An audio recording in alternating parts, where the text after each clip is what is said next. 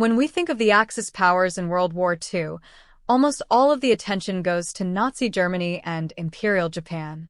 It's easy to forget that Italy was also fighting for the Axis, and that is for one very simple reason. They were really pretty hopeless. When fighting on their own, the Italians had very few successes, winning nothing of any real significance. At one point, they tried to invade Greece, and weren't even able to overcome that very small and badly equipped military. Italy didn't even make it to the end of the war. Once Allied forces were threatening the Italian mainland in 1943, Italy switched sides and joined the Allies. So, why did Italy perform so badly? What went wrong with the Italian military that made it so much less effective than Germany or Japan? In this video, I'm going to answer all those questions. But before that, let's have a quick overview of what happened. The story of Italy in World War II. In the 1930s, Italy was under the control of right-wing dictator Benito Mussolini. He came to power in 1922 as head of the Fascist Party. Over the next few years, Mussolini made himself dictator, removing all restraints on his power and building a police state. Mussolini dreamed of making Italy a powerful country that dominated the Mediterranean, recreating something similar to the old Roman Empire. Throughout his reign, he would launch several invasions in an attempt to expand Italy's borders. The first came in 1935, when he ordered an invasion of Ethiopia. After 2 years, Italy managed to defeat the Ethiopian forces and occupy the country. Italy also got involved in another conflict that was going on at the time, the Spanish Civil War. That began when right-wing generals of the Spanish armed forces tried to topple the left-wing government in a military coup. However, much of the country rejected the coup, and it ended up splitting the Spanish military and territory in half. Rather than seizing power, the coup plotters had inadvertently started the Spanish Civil War for 3 years. Spain was embroiled in violence in what has been described as a dress rehearsal for World War II. Italy got heavily involved in the conflict, sending an enormous amount of equipment and about 70,000 men to help the right-wing faction. The Italian help played a decisive role in the Civil War, and in April of 1939, the right-wing nationalists won control of Spain. Mussolini then turned his attention to empire building again when he invaded Albania. In only 5 days, the Italian army overwhelmed the small Albanian military, and the king was forced to go into exile in Greece. The next month, Italy agreed to an alliance with Nazi Germany, known as the Pact of Steel. The pact was more than just a defensive alliance. It stipulated that each country had to go to war against any that the other attacked. In theory, they were to coordinate their military plans, but Hitler immediately broke the agreement by attacking Poland without first discussing it with Mussolini. The outbreak of the war wasn't good news for Italy, as it was totally underprepared. In fact, Mussolini actually told Hitler that Italy wouldn't be ready for war until 1943, for years away. Nevertheless, Italy pretty much had to get involved in the war to avoid being seen as weak and getting taken advantage of by Germany. In the end, Italy's first foray into World War II was actually extremely easy. On May 10, 1940, Germany invaded France, and within weeks it was clear that it was very soon going to conquer the country.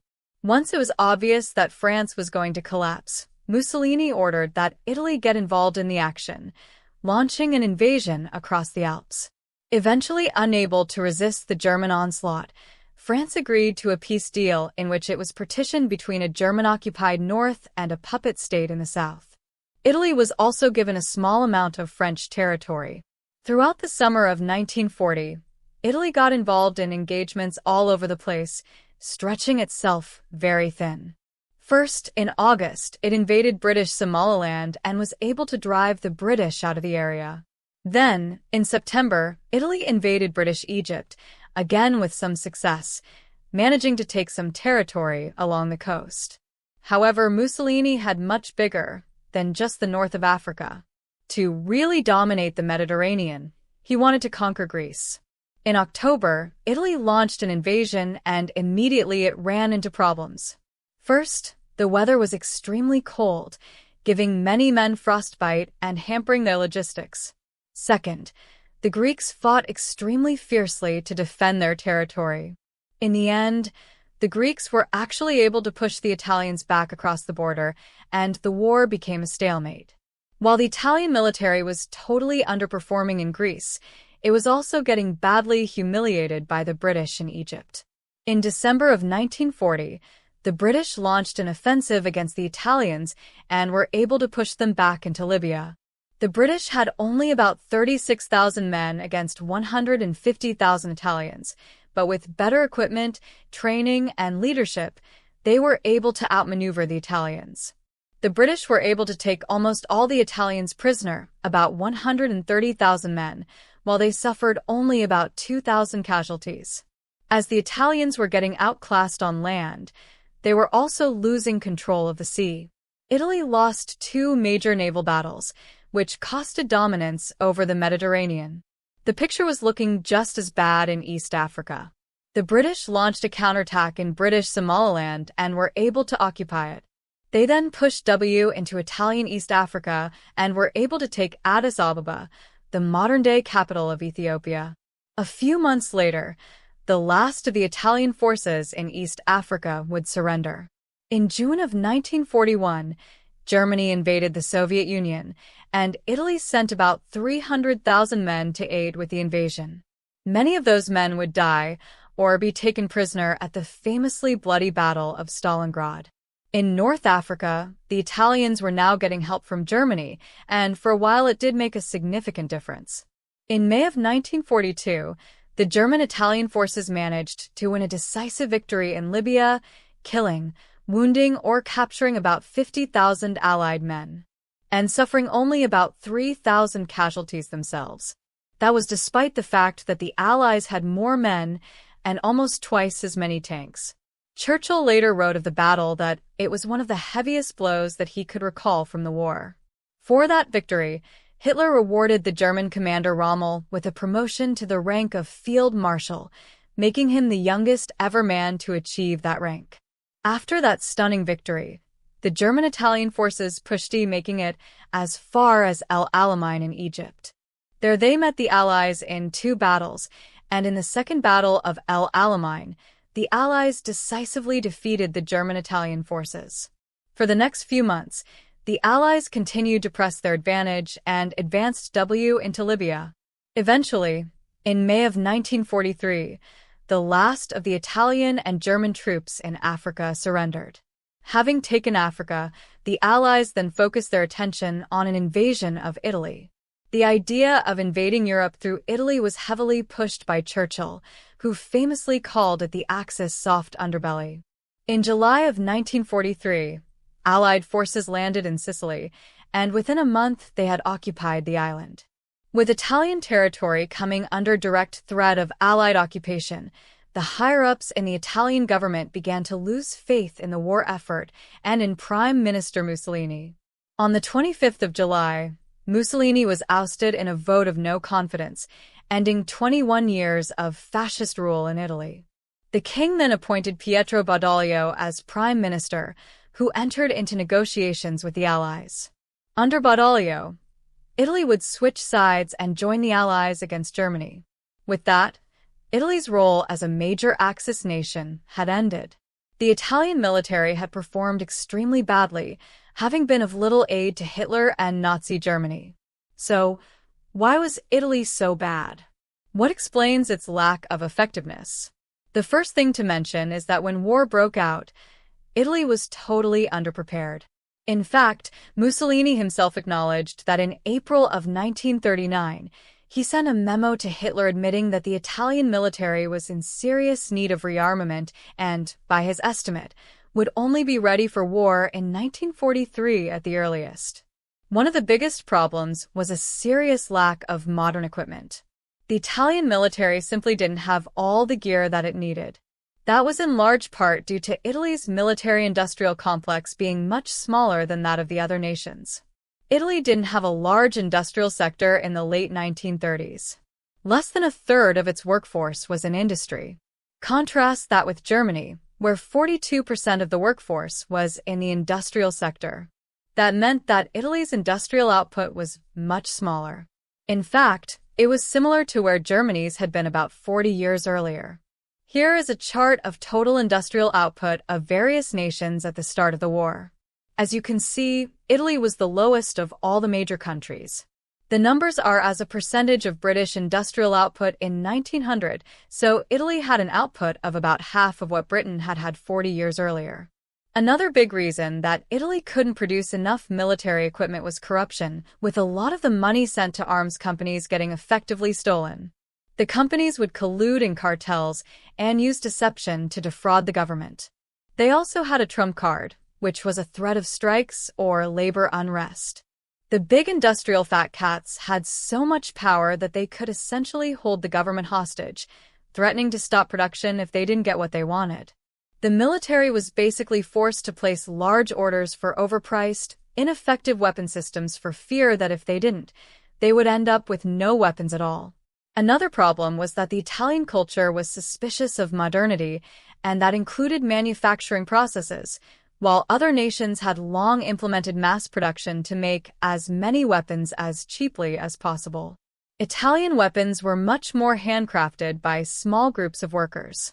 That made production much slower and it dramatically increased costs.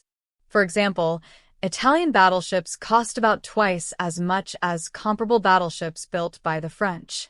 As you can imagine, that failure of Italy's military-industrial complex led to it not producing anywhere near as much equipment as was needed. Italy was actually way behind the other nations before the war even started, and the picture got worse and worse as the years went on. For example, in 1939, Italy had less than 1/4 as many motor vehicles as the other major when you take into account the population size. The difference was even more stark. Italy had about 11 vehicles for every 1,000 people, compared with 25 for Germany and over 50 for Britain and France. That trend continued throughout the war, with Italy producing far less than other countries. For example, between 1940 and 1943, Italy produced about 10,000 aircraft, compared with Germany, which produced 60,000, and the USA, which produced a whopping 157,000. When it comes to tanks, the situation was very similar.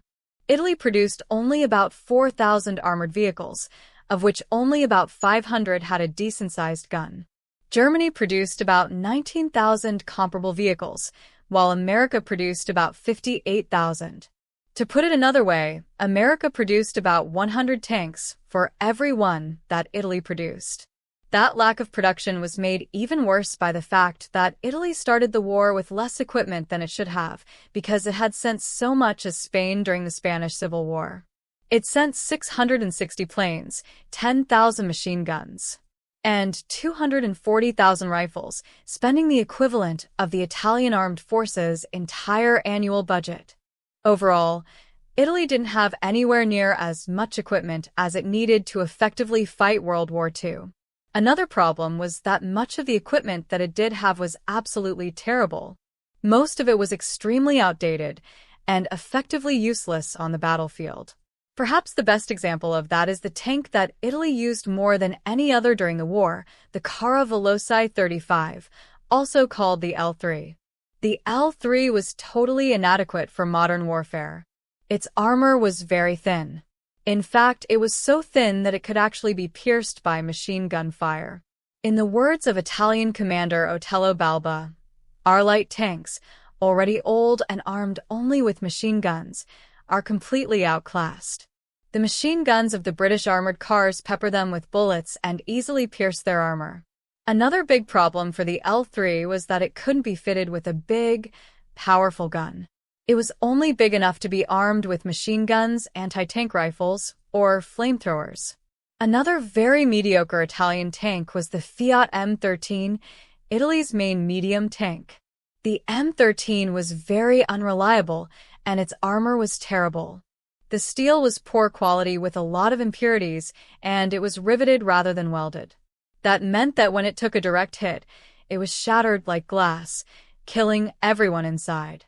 Italian tanks also had other problems, like the fact that they lacked radios, making them unable to work together effectively and coordinate their movements. The Italians did have some good equipment, but they didn't have enough of it. For example, their fighter plane, the RA-2005 Sagittaria, was one of the best of the war. In the words of one British flying ace, it was altogether a superb, potent airplane. However, its good design counted for nothing, because only 48 were produced. Overall, throughout the whole war, Italy's equipment situation was terrible. It had the least effective, least numerous, and most overpriced equipment of any nation during the war. Another major problem for Italy was a lack of unity. It was internally divided. The best example of that is simply that Mussolini didn't have absolute power. In Hitler's Germany or Stalin's Russia, it was one man that ultimately made all the decisions. In Italy, on the other hand, Mussolini was serving at the pleasure of the king. And the senior generals? They had the power to get rid of him if they wanted to. A good example of Mussolini's lack of power was in 1925, when he chose Antonio Di Giorgio to be his war minister.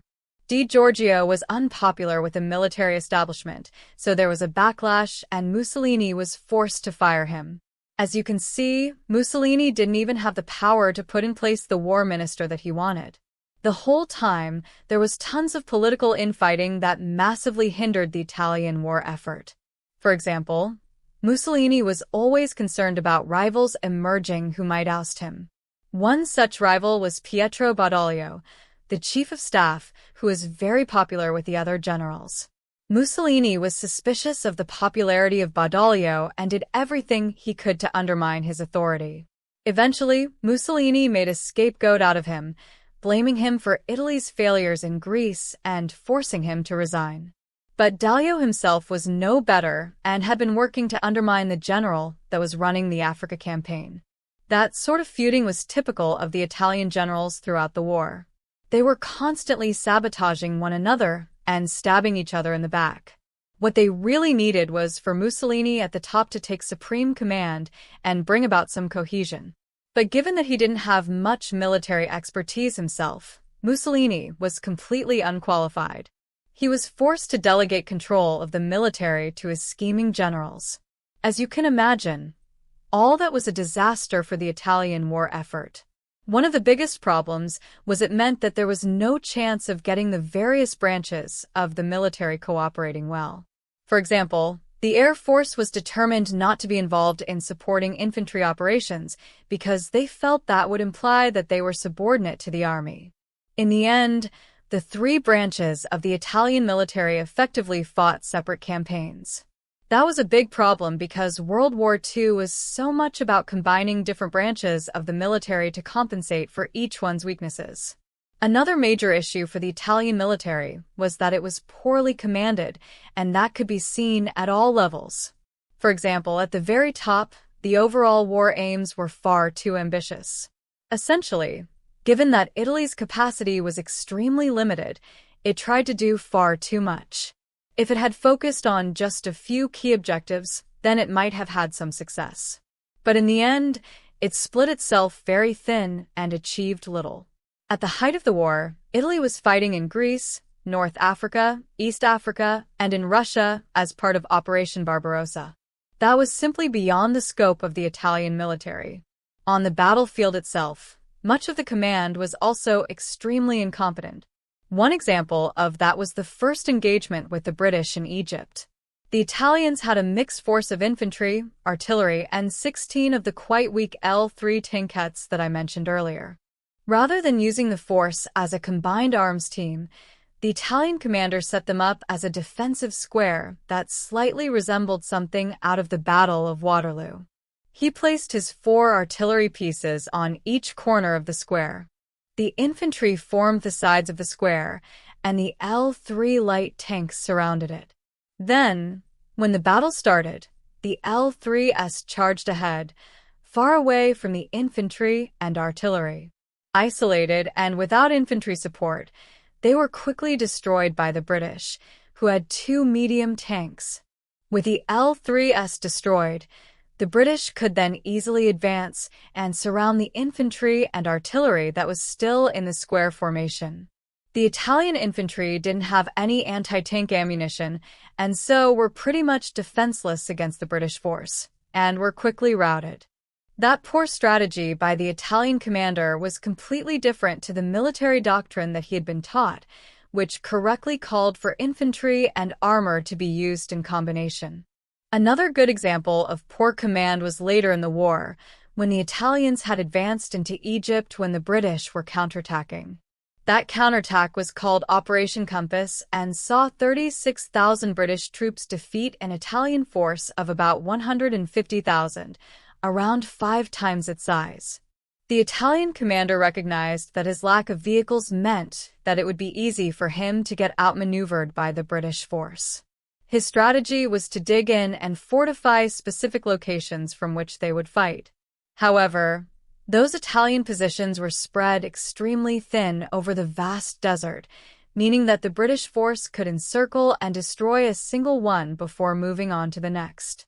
In the end, because only a small part of the Italian force was fighting at any one time, their superiority in numbers counted for nothing.